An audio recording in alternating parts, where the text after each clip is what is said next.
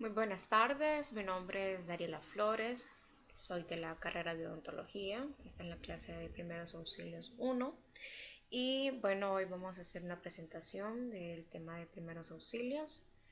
Eh, Me gusta pues esta clase pues nos va a enseñar cómo poder dar una atención inmediata, ¿verdad? A quienes lo necesiten, así que en este momento voy a compartir pantalla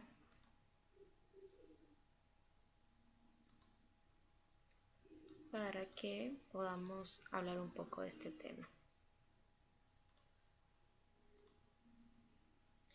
Entonces aquí está el tema de primeros auxilios.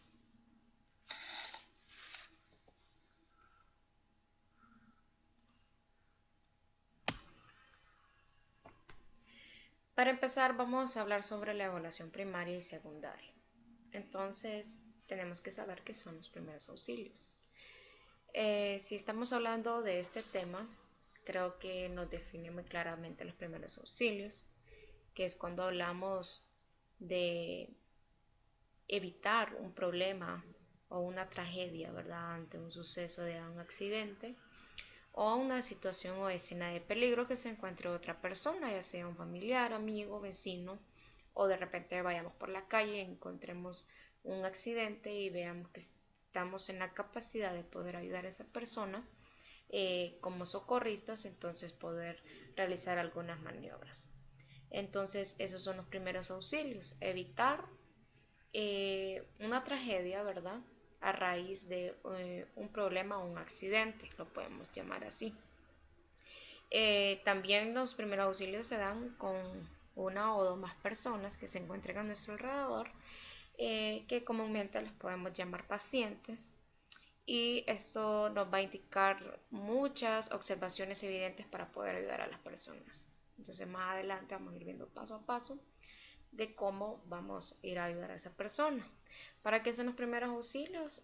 Son para ayudar y evitar, ¿verdad?, la muerte, sobre todo a una persona. El objetivo también es procurar una atención pronta. Recordemos de que de repente puede haber mucho tráfico si hablamos de un accidente y puede hacer de que la ambulancia pues se tarde un poco más y así nosotros pues podemos ser esa luz, ¿verdad?, de socorrista en ese momento y podemos auxiliar a las personas. La siguiente diapositiva nos habla de la evaluación, sobre todo del manejo del paciente. Uno, hay que tener sobre todo seguridad. Seguridad en uno mismo y seguridad en el entorno donde está sucediendo la emergencia. Porque un ejemplo, pues si hablamos de un accidente, un derrumbe en una mina, tenemos que eh, proteger el área, tanto para las personas involucradas en el accidente como uno mismo que va a brindar los primeros auxilios. Entonces, sobre todo la seguridad. Luego es el número de personas, el número de pacientes, el que vamos a brindar la ayuda. Buscar el mecanismo de atención, si tenemos una persona cercana que no está haciendo nada, que está solo viendo, que está ojeando o está grabando, incluso, ¿verdad?, que eso está normal ahora. En un accidente, pues pedirle ayuda, que hable al 911, mientras uno hace la planificación de los primeros auxilios. Está la realización de las intervenciones, la evaluación secundaria, que es en la ambulancia, y terapéutica prehospitalaria. Las patologías de cargar y llevar. Vamos a hablar de esas patologías. Antes de hablar de esas patologías, lo anterior que estábamos mencionando, recuerden que esto se tiene que hacer sumamente rápido, o sea, es un periodo corto de poder evaluar la zona y poder identificar cuántas personas vamos a ayudar, ¿verdad? Y así poder eh, ayudar a las personas que requieran de primeros auxilios. Ok, las patologías de cargar y llevar son taponamiento cardíaco, neumotórax a tensión, neumotórax abierto, neumotórax masivo, bolet costal, tórax inestable, el sangrado intraabdominal, la fractura de pelvis, una fractura bilateral de fémur, un trauma cráneoencefálico severo, y bueno, pueden suceder otras. Cuando hablamos de cuándo interrumpir la evaluación primaria, entonces cuándo, hay 4 opciones importantes. Dice que una es cuando hay obstrucción de las vías aéreas, cuando hay un paro cardíaco y la escena dejó de ser segura o hay presencia de sangrado. Pero lo primordial es que si usted ya comenzó a brindar los primeros auxilios, lo recomendable es que también lo finalice. Entonces, eso es la recomendación primordial. El manejo de estas prácticas, antes pues, según mi información, se utilizaba un método o un manejo que se llama ABC, pero ya no se practica.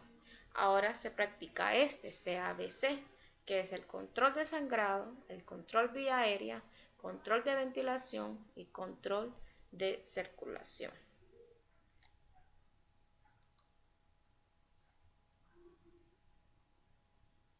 Ok, cuando hablamos de evaluar, hay que evaluar al paciente en los pulsos y piel. En los pulsos y piel nos habla que hay 3 observaciones importantes. Si el pulso es rápido, el paciente tiene la piel sudorosa y está frío, eso usted lo puede identificar muy fácil. Usted puede tocar la piel, si está fría, si su pulso, ¿verdad? En las venas con estos 2 dedos, en la vena que tenemos acá, también la yugular, incluso hasta en las uñas, ¿verdad? Se puede observar el color de sus uñas, el cambio del calor de su cuerpo. Entonces usted tiene que observar eso. Si observamos el pulso rápido, piel sudorosa y fría, esto nos dice que este paciente está en shock y hay que buscar algún sangrado interno que tenga este paciente. El número 2 nos habla de un paciente débil, un pulso débil, perdón, lento, muy lento, y su piel rosada. Nos habla también de un paciente que está en shock, pero es un shock neurogénico, entonces hay que evaluar movilidad y sensibilidad en las extremidades, ¿verdad? En sus brazos y en sus piernas. El número 3 nos habla de un pulso que es fuerte y lento y su piel está normal, entonces no hay ninguna característica en su piel, no hay ningún cambio. Entonces ahí vamos a pensar que hay que evaluar los reflejos, porque hay algo que no está bien en su cráneo, podríamos decir. Entonces vamos a evaluar sus reflejos y sus manos, sus pies, siempre hay que hablarle al paciente y sobre todo pues hay que ser muy observativo. Cuando hablamos de la evaluación de cabeza y cuello, aquí nos dice que hay que buscar sangrados y palpar en busca de precipitaciones, de hematomas sobre posibles fracturas de cráneo. Evaluación de cabeza, aquí está nuevamente, vamos a ver nuevamente, aquí nos dice buscar sangrado. Más que todo, tenemos que tocar también si hay algo diferente, si hay algún hundido en su cabeza, si hay alguna fractura, ¿verdad? Y poder ir anotando todas esas evaluaciones. En la evaluación de cuello está a investigar si existe ingurgitación yugular. Esto es más que todo buscar 2 tipos de alertas que nos dan diagnósticos. Es si hay taponamiento cardíaco o un neumotórax de atención. Cuando evaluamos el tórax del paciente, dice que se realizan 4 maniobras: la inspeccionar, palpar, auscultación cardíaca y pulmonar y la percusión. Entonces, ¿qué vamos a observar en el tórax? Vamos a observar los moretes, si tiene heridas, si hay simetría de ruido, ¿verdad? A eso nos referimos con ausculturación cardíaca y pulmonar. Hay que acercarnos, si está respirando normal, sus pulmones, hay que realizar estos 4 maniobras en la evaluación de tórax. Cuando hablamos en la evaluación abdominal, hablamos de las yugulares ingurgitadas, es un paciente con neumotórax a tensión. Este tipo de personas tienen shock, piel rosada, como ya lo habíamos mencionado antes, ¿verdad? Entonces, en la evaluación de abdominal o de abdomen, lo que más interesa es saber si hay algún tipo de sangrado. Hablemos del taponamiento cardíaco también. Dice que este consiste en la acumulación de sangre que no llega al corazón, muy parecido al neumotórax, la cual habrá murmullos vesiculares en ambos pulmones. Todo requiere observación, ruido, que todo vaya en orden para poder tener un diagnóstico, que es lo que pueda tener el paciente si no está en orden. Hay unas complicaciones, ¿verdad?, que se puede caer el paciente, y esta es caer en shock o un paro cardiorrespiratorio. Cuando hablamos evaluación en abdomen y pelvis, en abdomen habíamos mencionado que hay que inspeccionar si hay sangrado y la palpación para saber si hay resistencia de abdomen. En la evaluación de la pelvis, este es bastante simple. Su evaluación consiste en comprimir ambas espinas ilíacas con los talones de las manos. Estamos hablando de talones de las manos en busca de precipitaciones, movimientos o dolor que él vaya a exponer al momento de hacer esta maniobra. Cuando evaluamos las piernas y brazos y espaldas, hay que inspeccionar, palpar, buscar pulso, medir función motora y sensitiva. Es importante tomar pulso distal o una fractura en miembro inferior o superior para comprobar vascularización. En las piernas y brazos hay que tomar en cuenta que al evaluar, ¿verdad?, hay que buscar moretes o deformidades, ¿verdad? Y eso nos va a dar una característica y un diagnóstico que hay una fractura. Entonces, si hay una fractura, es muy rara vez que podamos encontrar pulso, ¿verdad?, o alguna otra maniobra, porque ya hemos diagnosticado y hemos tocado, hemos palpado y hemos visualizado, porque la fractura se visualiza, de que en sus miembros esa persona tiene una fractura. Cuando hablamos de la evaluación de la espalda, se buscan contusiones y puntos sangrantes, luego palpar la columna vertebral y vértebras en busca de deformidades y dolor.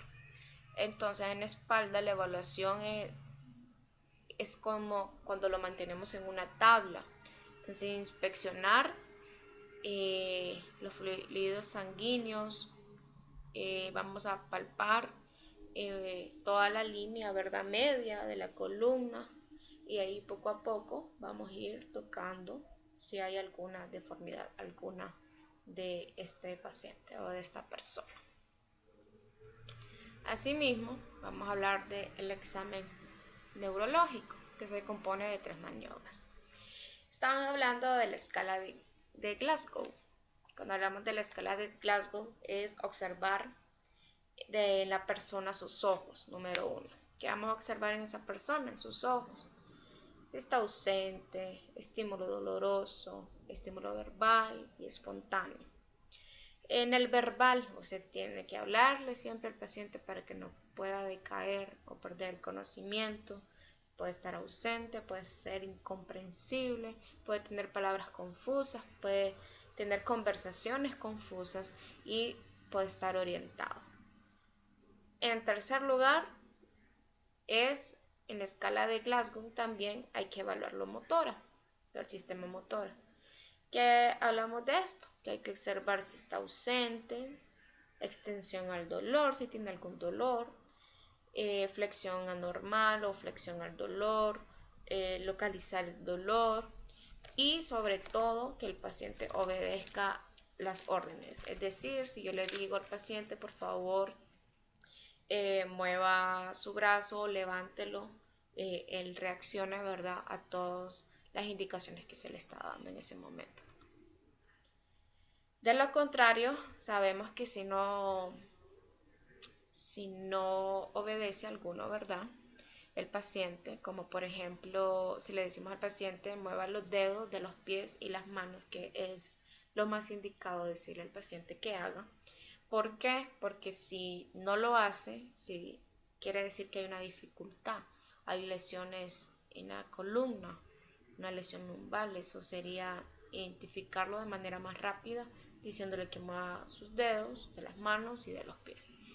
Cuando hablamos de los signos vitales, la evaluación secundaria se realiza en la ambulancia y es una evaluación mucho más detallada. Se coloca el monitor cardíaco, el oxímetro de pulso, Locotex, carnógrafo, el paciente con aparente shock hipovélico, sin sangrado evidente. Hay que pensar en un sangrado interno, si no lo podemos visualizar, hay que pensar siempre en la parte interna del paciente.